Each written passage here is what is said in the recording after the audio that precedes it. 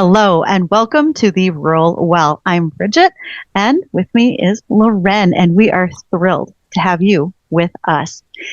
Today, we want to talk a little bit about the mental stress that goes along with planning a transition, whether it's in your farm or your agribusiness, and it can be higher than you like. Now, you may be watching the ice break up on the pond. Maybe you're refilling the bird feeder while you listen today, or you are simply avoiding that stack of paperwork that's on your desk. Well, we want you to know that we are so glad that you're here. We had the well-being of rural areas like yours in mind when we were building this episode. We know that agriculture has its challenges, but we're right alongside you and cannot wait to connect and inspire one generation and legacy to the next. Loren, our guest today, is someone that we both truly respect and admire. I hope others do too. Oh, I'm sure they will enjoy this podcast episode very much. I'm excited because today we're going to be chatting with Elaine Froese. And Elaine is actually part like a founder of the Rural Well. I don't even know if she knows that she's a founder of the Rural Well, but she introduced you and I. She said, look, you guys have to get together. I think she was talking to you first and said, oh, there's this Loren, and there's, at the time we had another individual or two individuals, and we got together, got chatting. So I feel like there's a bit of like an honorary, Rural Well piece here, with Elaine. And she is a tremendous guest to the agriculture community. She is a farmer as well, and but she's a leader when it comes to transition on the farm, communication on the farm, and communication and healing relationships with one another. She works collectively with a team. She leads an entire team of people who work with farmers and farm families, helping them thrive. And so she's very closely aligned with the vision and mission of the National Farmer Mental Health Alliance. She's been an integral part of kind of launching our agriculture informed therapy, she and her whole team. And then, of course, Bridget, you also met Elaine a while ago. So I'm excited to get together and have this chat. On behalf of Bridget and myself, Elaine, welcome to the Rural Well podcast. Happy to see your smiling faces. Our morning has started off with a great conversation already. And because we all find that our topic today is very near and dear to our hearts, this should be a fun discussion and a helpful discussion, because that's our point. At the end of every day, we want to share ideas, resources, and help for others.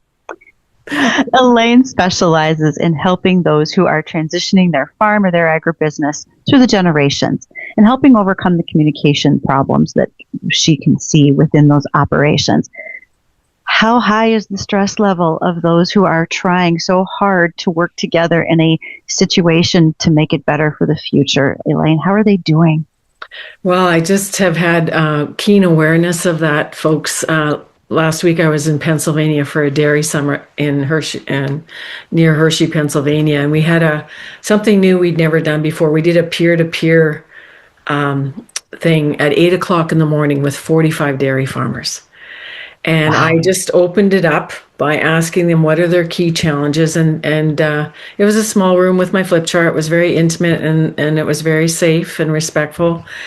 And I had questions there that I'd never had before. And one of the men said, I just need to tell you that I'm really struggling with my identity as I'm trying to let go of this transition. And this is what it looks like for me. And then he just basically was very vulnerable to the rest of the group.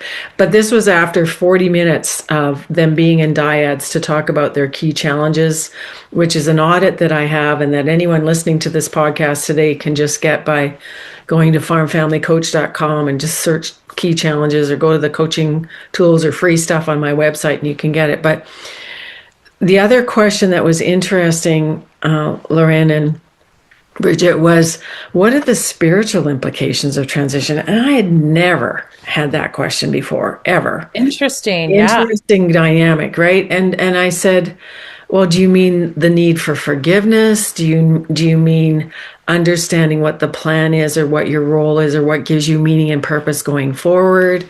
And so there's just so many different things. But when you ask the level of stress, Mm-hmm. it's right there because stress usually an overstress or overwhelm brings on anxiety and what we call overwhelm, which is what farmers tell me they're suffering from.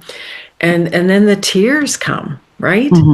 And the frustration of getting into a place of you're trying to take care of you, you're trying to take care of your family, you want to take good care of your business, but then you're getting all this resistance and pushback from the other people in your circle, whether they're in your family circle or whether they're in your business domain.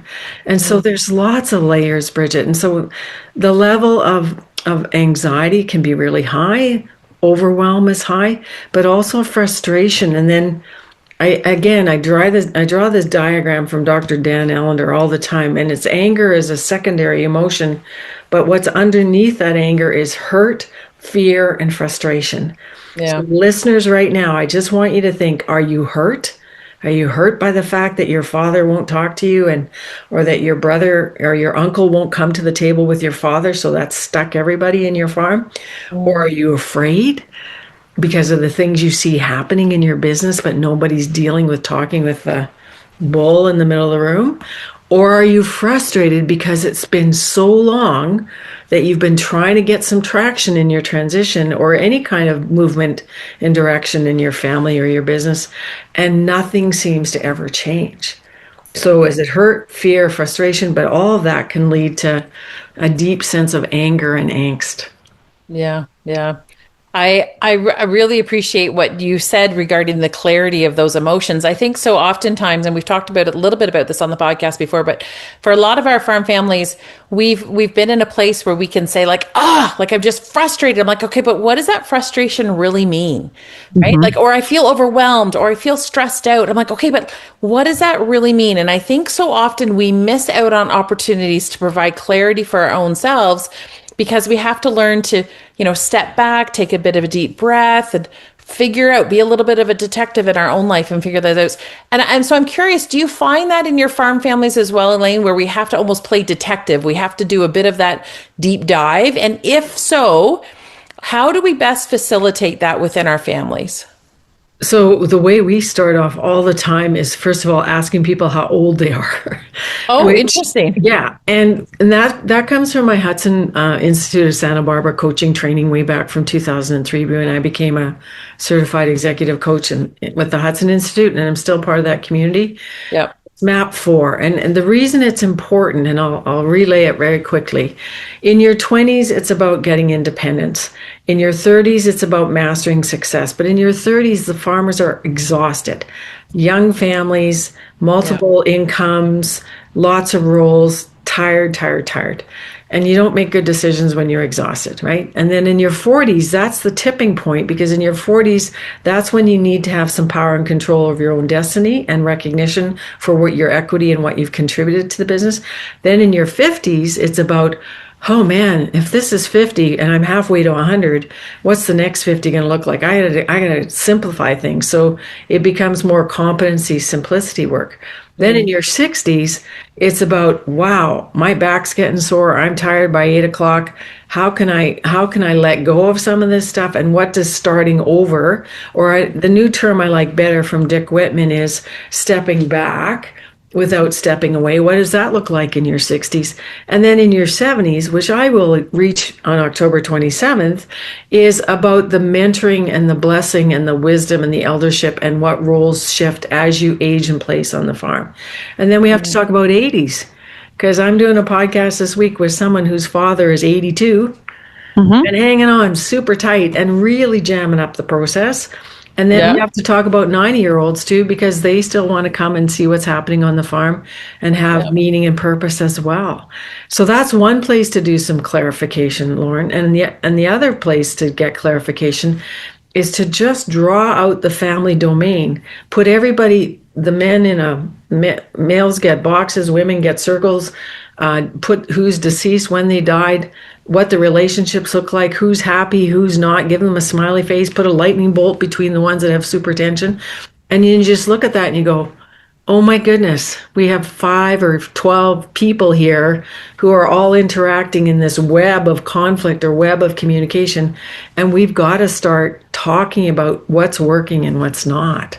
So, those are two very quick ways for families to get clarity on what their dynamic looks like. And I'm not a social worker, I'm not a therapist like you are, but this is how we find it helpful to get some clarity to start the conversations. It's interesting because recently there was a study that came out, and I want to be a little bit cautious in quoting the study because I've read it, but basically it said that what we find is succession planning goes really successfully up until somebody reaches 60 years of age, and then there's a huge drop off, like it's literally like a cliff, and so there's this really push, there's this really significant push for farm families to recognize, like and we were kind of beforehand, we were talking about some of the changes as we age and how even that plays a role in our sense of identity and our sense of control and our sense of who we are and where we want to go. And so, what can we do to help farm families recognize that there is a transition and it's okay to realize I think what I want to say is, I remember you saying, Elaine, about there's a change of roles. It doesn't mean there's a change of importance. And I think that piece gets missed a lot. Yeah, and so when this man is talking about the spiritual implications, or this dairy farmer is pouring his heart out about his lack of change of identity. Identity is a huge thing. Who are you? I'm a dairy farmer. Well, actually, that's what you do. You're a human being, is who you are, and how are you gifted, and what gives you meaning and purpose. I often ask farmers, what as you look forward, describe to me a really good day on the farm. Mm-hmm. And what is it you're doing where you lose all track of time? Because Michael Csikszentmihalyi, who we studied when I was a coaching student way back in the day, he's a Hungarian researcher, and he wrote this book called Finding Flow. So finding flow for everybody listening to this is you are happy because you're aligned with your values, your meaning, and your purpose on your farm and in your family, no matter what age you are. And when you say it drops like a cliff, Lorraine, that's really interesting to me, because in your 60s, people say, when are you going to retire? Farmers are not going to retire. Farmers are going to reinvent their roles, right? So let's use better language to describe what's really going on. The other thing that came to mind when you said dropping off a cliff is there's this work by Rick Maurer called Why Don't You Want What I Want, which is a really good book, by the way. And he talks about 3 levels of resistance or pushback. So the first one is mental. And that is understanding. And 6-year-olds may or may not understand how they're holding up the flow of wealth or the leveraging of equity to the 40-year-olds and maybe to the 20-year-olds. Because I had a family once, and it's on my blog. You can just Google strong warning for 80-year-olds. I was so upset after this phone call that I got that the father, who was 80, was not letting his 65-year-old sons make the decisions, which impacted the 25-year-old grandsons. And so it was plugged all the way down the stream, kind of thing. Yeah. So the first part is, do you understand in your head? Is this something I don't understand? I don't understand the power of shareholder agreements, or having a corporation, or even just having a basic partnership agreement that talks about fairness and compensation. The next pushback comes from our heart. Who am I if I can't put purple diesel in my Chevy pickup truck anymore? Or who am I if I can't call myself the boss? I don't want to be called the boss. I think you should be called the manager. So again, it's the heart, it's the emotional feelings that some farmers, male and female, may not be very fluent in sharing what their true emotions are. But then the last piece of pushback, and I get people to touch their stomachs, is in their gut. And where this shows up for the cliff experience is those 60-year-olds will tell me with tears, Elaine, I've never told anyone else this before. Okay, Charlie, what do you need to tell me? I am afraid that if I transfer too much wealth too fast, that this next gen is just going to screw up and lose it all. Oh, so Charlie, you have the fear of failure. Welcome to the club. Everybody has that fear. So if that's the fear, now that we've put it on the table, we can deal with the issue, because now we have an issue that we know we're dealing with, not that's just stuck in the mental mass of somebody's head. Yeah. So I don't like how I don't understand is the head. I don't like how this feels is the heart. And I don't trust you is the gut. And that was very, it's called the 3 levels of resistance. And again, you come from curiosity and say, and I've asked my husband this, especially it's much better now because he's aging like I am, and our son is collaborative decision making with him, and is also bought part of the enterprise of the seed business and seed processing. So things have totally shifted. But I mean, this is my third succession plan. Did one with my in-laws in '92, did one with my parents of origin in 1998, and our son Ian came back after ag school over 10 years ago. So, I'm like everybody listening to this, and it's not done, folks, until you're dead. Just saying. It'll change. True. Early on in this conversation, you said something about how the identity is so wrapped around being a farmer, being a rancher. And it's a beautiful identity. I don't want to discount that for anybody, but there's so many other aspects to it. I was hosting a panel on mental health with farmers in January of this year. And one of the women on my panel, she farms now because her husband died by suicide. And she said, I watch my friends as grandmothers and how they want to institute the thought in their 2 and 3-year-old grandsons' heads that they're going to farm, they're going to farm, they're going to farm. She said, maybe we should remember to give people options, because our identity doesn't have to be nothing but I'm a farmer. And I think I heard you saying that very clearly. Well, and my 5-year-old grandson will say, Reed, are you going to be a farmer? And he'll this is his answer. He said, nope, I already am one.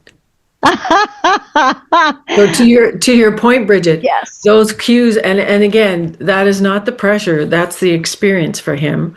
But again, our words are very powerful, right? Mm-hmm. And what we speak into opportunity, and the other thing about coaching, we always say counseling, this is your department, Loren, but counseling is about recovery, but coaching is about discovery, about how the family and how the farm business wants to go forward, and what's holding you back from doing that. I have an example I wanted to bring up today, because words are very powerful. And the head, the heart, and that gut reaction vary from person to person within the operation. Mm-hmm. I'm going to ask both of you, how could this have been handled differently? A daughter-in-law calls a family meeting. She married into the operation. She calls together her husband's parents, her husband's siblings, 2 siblings, one who is on the farm, one who is non-farm, living somewhere else, married to a different farmer. And she said, I want to know how we fit into the future of this operation. I want to know what our plan's going to be. And it's caused a lot of rifts. Mm-hmm. I think her intent was correct. How could she have gone about that differently? And frankly, how could everyone have communicated better? Yeah, I think your example is a really relevant one, because we stumble across this often. The mixing in from off farm families and how that works. It is rather complicated. We have a culture within our family, and and sometimes those don't always sit well when we have new people join. One of the things I recommend, though, is as families sit down before that happens, and the individual coming into needs to have a role, but it's okay if it's different than what the original is. When I was working with a family out in Nova Scotia, whose sons all have since come back to the farm, and of course the original farm can't necessarily supply three sons' jobs, and so they have had to kind of reevaluate, consolidate, and then some of them wanted to do an on-farm store, and some of them wanted to get into maybe tapping trees, or there was a number of different areas that they were passionate about. And I said, one of your jobs as that farm family is to figure out where they're gifted, what their niche is, and then accelerate that area, push them into that area. And in order to do that, that farm has to be willing to change and transition and look different from one generation to the next. Just because we have been raising cattle for 100 years doesn't mean that we're going to be raising cattle for the next 100 years. So it's okay to look at different opportunities within the farm family according to their strengths. And so when I hear your example, Bridget, I wonder about that as well. When she brought to the table, she wanted to have that discussion. And perhaps we needed a little bit more exploration before that piece came up. You also mentioned the word intent, Bridget, which is conflict resolution 101. So it's very important that people are clear with their intent before they have the meeting. And I'm just reminding people the book, Farming's In-Law Factor, how have less conflict. Let me read the bottom. How to have more harmony and less conflict on family farms. Happy to give an ebook away to anybody who emails me directly, and you can buy it on Amazon. The intent of the daughter-in-law was to get clarity of expectations and know what the plan was, because in coaching we call this, and this is my gear shift in neutral, the pain of not knowing, which is William Bridges' term for the neutral zone. How she could have approached this differently is and this is our coaching process, is you have to prepare people to meet. They have to understand the why of the meeting. And so what could have been done differently is, first of all, she could have reached out to us for a free discovery call. I'd be happy. I've already told your listeners about the key challenges audit. Even just giving everybody that page to self-assess what their issues are. But then when you come together, there also has to be a container for that meeting. And the container is, this is just one of many meetings. This is not the meeting. That's right. Because a lot of people say, oh, we're going to the lawyer. We're going to have the meeting. No, you aren't. You're going to start talking about drafts, and then you're going to process that. And then you're going to say this works and this doesn't. And you're on an unfolding. You're in a journey. But what the daughter-in-law's intent was, I suspect, was to get out of the pain of not knowing what the future looks like her. And especially, like Lorraine said, when a daughter-in-law comes into a farm dynamic, she brings a different way of communicating, a different way of doing conflict. And different is not wrong. It's just different. And the fact is that she is very afraid now of what happens to me and my children, our children, if something happens to my husband, because nobody's telling her. And she might not even want to know all the itty-gritty details about the operation. She just might need to know the big umbrella picture. Is this a good family? Do we pay our bills on time? Are we respected in the community? And do we have cash flow? That might be all she wants to understand. Whereas the parents are going, oh, things are like, people have anticipatory worry. I think that's a therapy term, but it is anticipatory anxiety. That's right. Anticipatory anxiety, because they're already spiraling out of control over what they think is going to happen without dealing with the actual stuff that's in the room at the time. Yeah. So how I would rewind the tape for her is saying, it's not my intent to cause a lot of commotion here. I just need clarity of expectations, certainty of timelines and agreement, and a commitment to action. And it seems to be that we go through a whole farm year and time goes by really fast and nothing on this farm changes in terms of giving all of us clarity and certainty for all of our futures, not just me and my husband. So I would say don't give up. And also be very clear. It's not my intent to cause harm here or increase conflict, but conflict's not bad, folks. And I think we need to talk about that a little bit. Yeah. Sharing your emotions is good. Creating solutions is good. Reaching out like what she did is good. Adapting is good. But here's the thing, creating solutions, that's really good. But you can't create solutions unless you have a safe, respectful container, like a formalized meeting. And if she finds that she can't do this herself, that's when you bring in a facilitator or a coach. The other thing she could have done is written a letter, which is old-fashioned but very powerful. Yes. I was going to ask that question about go ahead. The verbal versus the written communication. Could one of those have been a better choice? And it may depend on the family situation. Right. But again, we have now, Google Docs or your Microsoft Word, whatever you want.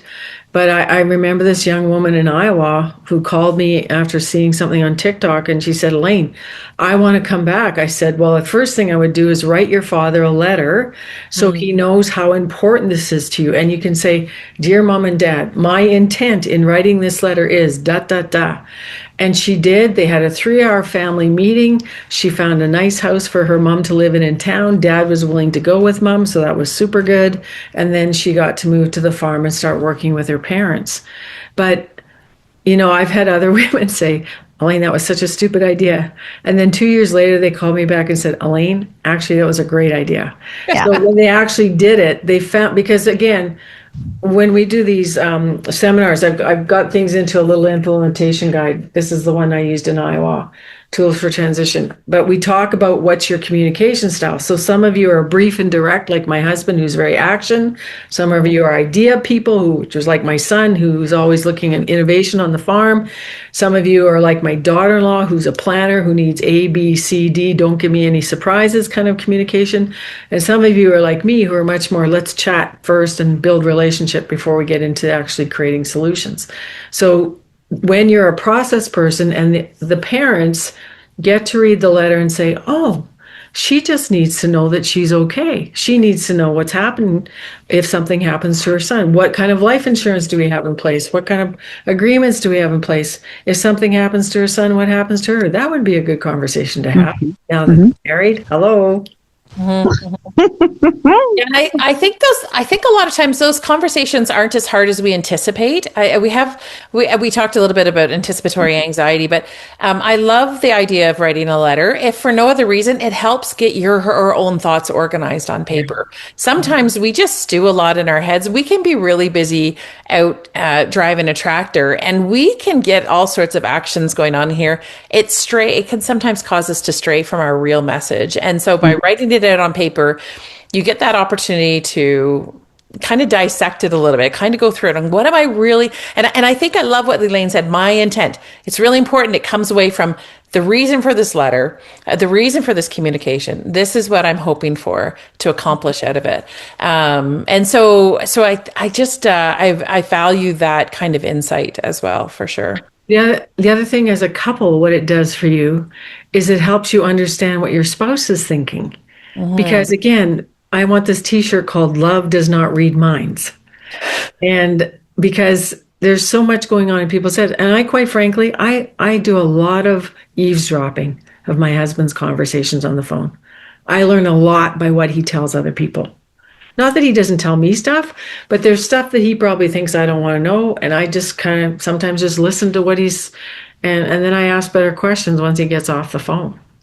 Well, and I think so often we end up assuming things, right? In farm families, more often than not. I don't know. Maybe I'm wrong there, but it feels like in the families that I work with and in my own farm family, we tend to make some assumptions, and the other assumption is divorce. Let's put the name on the table, Lauren. And daughter-in-laws get framed very early in a box, whether or not they're going to be gold diggers or whether they're going to be high maintenance, low maintenance, high drama, low drama, all those terrible labels. Oh, yeah. And I'm going, don't forget about gray divorce. Yeah. Oh, yes. Yes. And that is also disrupting families. And we have ways to protect against that through interspousal agreements. And that doesn't mean your in-laws don't love you or like you. It's a business risk management strategy that you can use and again, protects the farm business, and it's put in a drawer and never used for 50 years because you've proved them wrong that you're not going to have a rock solid marriage. Again, the stuff on TikTok is just phenomenally awful sometimes. Like I've had guys said, well, I've just told my boys never to get married. That was the solution. Yeah. They go, who are you, Charlie? And I don't want to be your daughter-in-law. Like, right? So we have to name the fear or talk about what is the challenge of misunderstanding. Ladies, you are brilliant, and this conversation is phenomenal. I feel like there's probably going to have to be more of it. But usually at about this point in time, because I'm the timekeeper, we transition into a quote. And Lauren, do you have that in front of you that we're going to use today? I sure do. And so for those who might be new, we get to listen to this, and then we get to decide how it may apply, whether it's to our conversation or just an insightful piece of advice for those listeners. And this quote is actually taken from a friend of mine. And so the individual doesn't want his name shared. I think he, is a little bit more private, but the insight is really important. And he says, healthy succession is a long strategic process rather than an event of choosing the next leader. And so that was kind of our question for us today. What do you think of that, Elaine? Well, he said a long event and successful strategy, and I would defer to Peter Drucker's quote that culture eats strategy for breakfast. So I Oh, would dig deeper into that and say that what people believe to be true, how they behave with each other, and how they make decisions in that succession planning process will determine if the culture, which is the glue of the family business, holds things together so that it is a healthy experience. so I love what you bring up there about the family culture because I don't think we, can I say cherish? I don't know that we cherish our family cultures significantly or sufficiently, because I agree with the quote, and it says healthy succession is a long strategic process. I agree with the idea of it being long. I think we need to get away from the idea that we're going to sit down one afternoon and start this conversation, and by next week, we're going to have a plan in place. Unfortunately, that mentality is very much alive in agriculture, right? We're just going to do step A, B, C. I call it the roundup solution. Everything's supposed to happen in 10 days, man. Come That's on. right. That's right. Just whip it into shape. And in so doing, we actually we separate ourselves from the family culture in the process because we're just looking to solve this problem.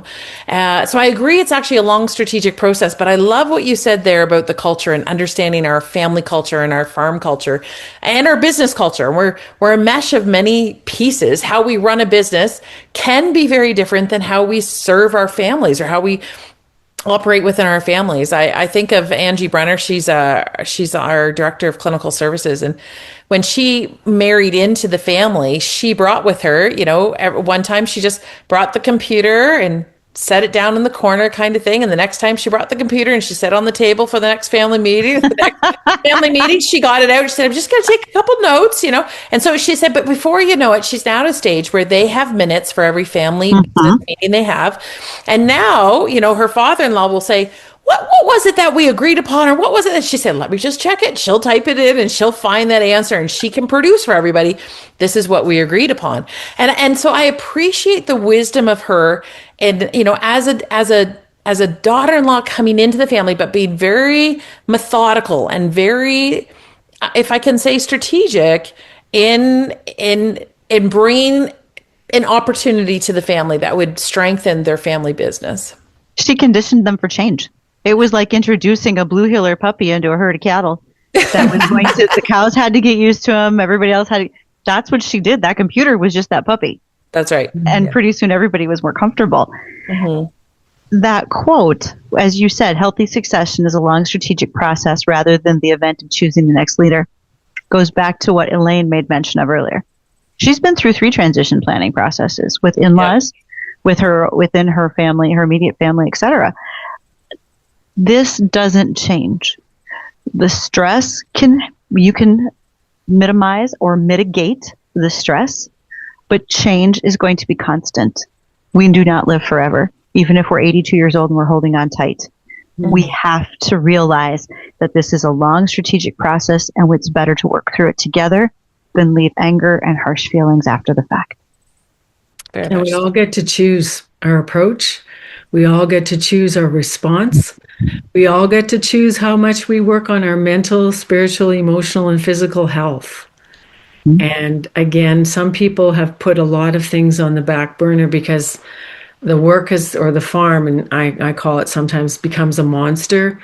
And people don't stop long enough to check in with themselves and say, hey, I can't do this anymore. My body's not a machine. I agree with that entirely. You said we get to choose, Elaine. Have I got something for you to choose? Okay. Love just to end our days with something that'll put a smile on your face, a little bit of fun. Okay. And so, here's the question I have for each one of you today. Suppose that instead of having our lovely names, you had a number, and people referred to you by that number. What number would you actually choose to use in place of a name? I feel a little bit like, I don't know, the Hunger Games or some sort of futuristic movie, but nonetheless, it does pose an interesting question. Is there a number in your life that stands out tremendously? Mine would be 7 because in Hebrew, the number 7 is the number of completion and wholeness. Yeah, that's true. That's a good one. That is a really good one. I don't know. I can't think of. I have no idea. 24. I loved my That's early my 20s. high school number. That's Oh, my favorite there, number. 24. 24. Number 24 on the basketball court and the volleyball court. That's my number. Oh, there you go. I loved my early 20s. I felt like I got so much accomplished. And 24 was a good year, apparently. There you go. It was. Mine might be similar to that, but longer. 178605-9. That was my student ID number when I got to North Dakota State University. I was a freshman and I lived in the dorm and I had a roommate I'd never met before and my parents weren't there to make decisions for me and I could go to the cafeteria all by myself and I got to campus and I knew all these people because I had been involved in high school organizations and it was wonderful. There you go. And that was that new beginning, that new time of my life. Would I change that number as things went on to maybe my wedding anniversary, our kids' birthdays? Absolutely. But if you think about that start of adulthood, it was probably right there. I love it. It's a question I would have never ever thought about before. So, but look how we turned that into something fun. It's true. Well, folks, it's been a pleasure to chat with you here, Elaine. Bridget will go ahead and close us out, but we really appreciate Elaine taking the time today to spend with us. And just want to remind folks too to just go to farmfamilycoach.com. Lots of free resources. We also have a podcast, and it's a great way through this audio learning, folks, to take what you heard today, listen, and then text the link to your loved ones so they can also glean from what you are starting to see, maybe in a different way. It's all good. Remember, planning for the future doesn't have to be anxiety-ridden nor fearful. And there are resources with folks like Elaine to help us make it better, and Lorraine will help talk you through it as well. Have a great rest of your day. Thanks so much.